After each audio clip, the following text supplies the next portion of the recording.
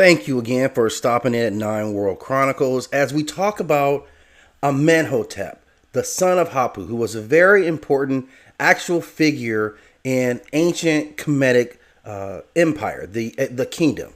He was born and as a human and became deified, became a part of the pantheon. A very interesting story, very similar to that of Amenhotep, if you remember that. Now, Amenhotep, the son of Apu, was born in approximately the 15th century in a small village where he was a part of the local municipality, but also was a part of the priesthood of Kentekite before being called to the royal court. This was about his 50th year of life, and he would serve a very distinguished career under the rulership of Mensuit Amenhotep III. He would hold some very important positions, including the chief architect, where he is credited with the design of the Temple of Sobel, but also chief scribe, secretary in charge of recruiting, as well as a steward for the Nasut or king's daughter. Now, he would die at approximately 80 years of age, so enjoying a relatively long life for this period of time. But after his death, he acquired a cult who worshipped him for his healing capacity and saw him as a conduit to the god Amon. Now, we also know that Amenhotep had also become a deified individual, very similar to this, although approximately 1,000 years prior. And in fact, in the local area of Thebes, Amenhotep, the son of Hapu, actually became even more popular than his predecessor. And many people thought that these two were so similar in the accomplishments and how they saw the world that people said that they were from a single Ba, meaning that Amenhotep, son of Hapu, was seen as a reincarnation of the great Amenhotep.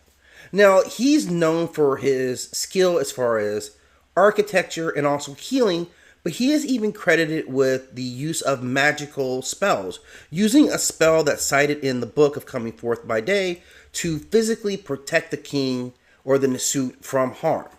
Now, both Amenhotep, the son of Hapu, and Amenhotep are both mentioned in some sacred texts that give them a role in the afterlife.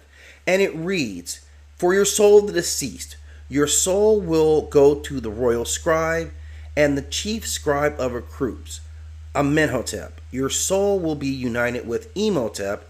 You will feel like a son in the house of his father." Now, both of these are highly venerated scribes and healers.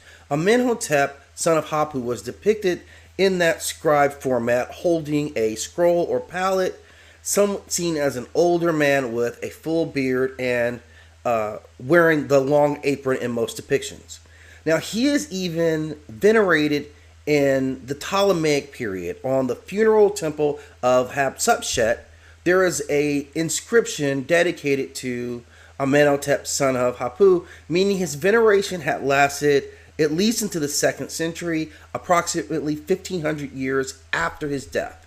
Now, obviously, it's great when we can go back and touch someone who became such a deified or venerated person that they were essentially receiving godhood or that of worship. And these two individuals, Amenhotep, son of Hapu, as well as Amenhotep, that being the more famous of the two, have achieved that for their contributions to what would be one of the greatest empires to ever exist.